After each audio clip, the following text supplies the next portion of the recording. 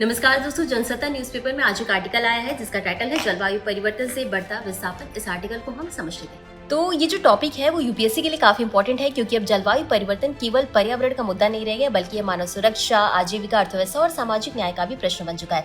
सबसे पहले समझते हैं कि जलवायु विस्थापन आखिर होता क्या है। तो जब बाढ़, सूखा, समुद्र स्तर में वृद्धि, चक्रवात, तटीय कटाव, जंगल की आग या अन्य जलवायु संबंधी आपदाओं के कारण लोगों को अपना घर छोड़कर दूसरी जगह जाना पड़ता है, तो इसे जलवायु विस्थापन कहा जाता है।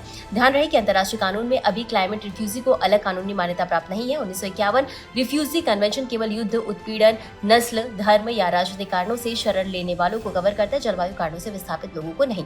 भारत भी इस चुनौती से अछूता नहीं है। भारत में इंटरनल डिस्प्लेसमेंट मॉनिटरिंग सेंटर, जिसे कि आईडीएमसी भी कहा जाता है, इसके अकॉर्डिंग 2015 से 2024 के बीच प्राकृतिक आपदाओं के कारण 3.23 करोड़ से अधिक आंतरिक विस्थापन दर्ज किए गए। केवल 2024 में ही लगभग 54 लाख नए आंतरिक विस्थापन दर्ज हुए। इसका अर्थ है कि लाखों लोगों को बार बार अपना घर छोड़ना पड़ा। भारत में इसके कई उदाहरण देखने को मिलते हैं।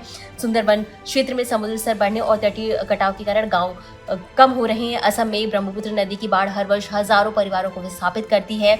वहीं हिमालयी राज्यों में भूस्खलन, बादल फटना और ग्लेशियर से जुड़ी घटनाएं लोगों के जीवन और आजीविका को प्रभावित कर रही है।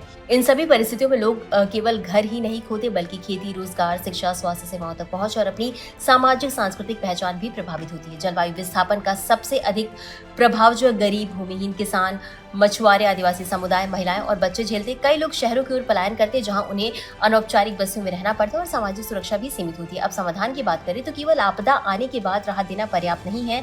आवश्यकता है क्लाइमेट एडेप्टेशन, यानी कि जलवायु अनुकूलन पर निवेश बढ़ाने की, जैसे बाढ़ सुरक्षा ढांचा, जल संरक्षण, जलवायु लचीली कृषि, प्रारंभिक चेतावनी प्रणाली, सुरक्षित पुनर्वास और आपदा प्रतिरोधी बुनियादी ढांचे का विकास। इसके साथ ही भारत की जलवायु नीति में मानव केंद्रित दृष्टिकोण अपनाना होगा, ताकि लोगों की आजीविका और सम्मानजनक जीवन की रक्षा की जा सके। और इसी के साथ ये पूरा topic GS paper 3 environment disaster management से संबंधित है। साथ ही साथ GS paper 2 social justice and governance और ऐसे के लिए भी काफी इंपॉर्टेंट हो जाता है।